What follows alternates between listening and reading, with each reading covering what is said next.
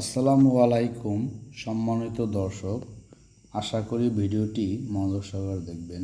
দেখুন, একটি অবুঝ বাচ্চা ক্ষুধার তাড়নায় একটি দোকান থেকে কিছু ফল চুরি করছিল এবং দোকানি তাকে তাড়িয়ে দিল। কিন্তু মানবতার ফেরিওয়ালা আরেকটি লোক ওই বাচ্চাটিকে কিছু ফল কিনে দিল এবং বাচ্চাটি দেখুন মনের আনন্দে ফলগুলো নিয়ে বাসায় যাচ্ছে। হয়তোবা তার ফলগুলো কেনার সামর্থ্য ছিল না। আমাদের সমাজে এরকম অনেক অসহায় মানুষ আছে। আরেকটি ভিডিও লক্ষ্য করুন। দেখুন, একটি মেয়ে সামান্য একটি দুধের কৌটা চুরি করে নিয়ে গেল। দোকানি দেখে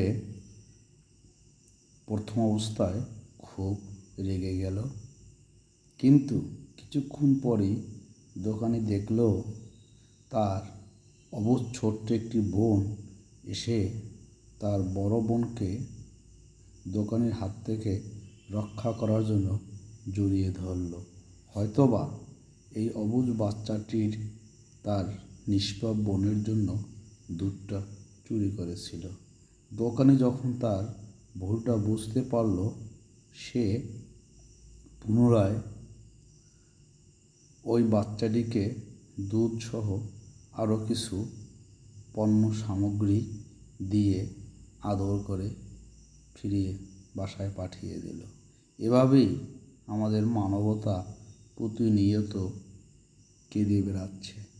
আসুন আমরা মানবতার প্রতীক হয়ে সবার পাশে দাঁড়াই।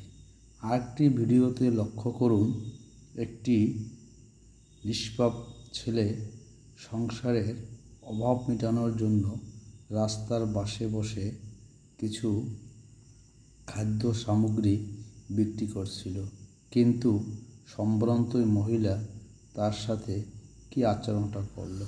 ছেলেটি কান্নায় ভেঙে পড়ল, কিন্তু ওই সম্ভ্রান্ত পরিবারের মহিলার বাচ্চাটি মন ছিল কোমল হৃদয়ের।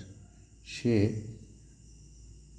তার মায়ের মোবাইলটি আরেকটি মহিলার কাছে বিক্রি করে দিল এবং যে টাকা পেল সে টাকাটি ওই বাচ্চাটিকে দিয়ে আসলো। আসলে মানবতা এমন এক জিনিস, এখানে বয়স অবস্থার কোনো মূল্য নির্ধারিত হয় না। আসুন আমরা সমাজে সবার পাশে সবাই দাঁড়াই, মানবতার হাত বাড়িয়ে দিই। এই ভিডিওর প্রত্যেকটা দৃশ্য মানবতার উদাহরণস্বরূপ।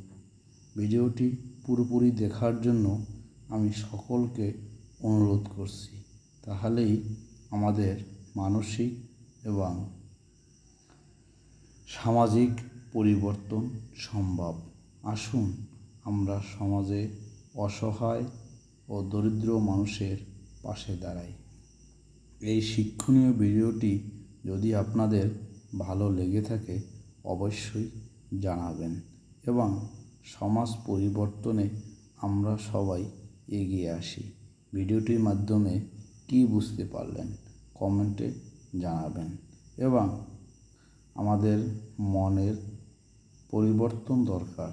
মনের পরিবর্তন হলেই আমাদের সমাজের পরিবর্তন আসবে এবং সৃজনশীল মনোভাব নিয়ে আমরা সমাজের উন্নয়ন সাধন করব, এই প্রত্যাশা।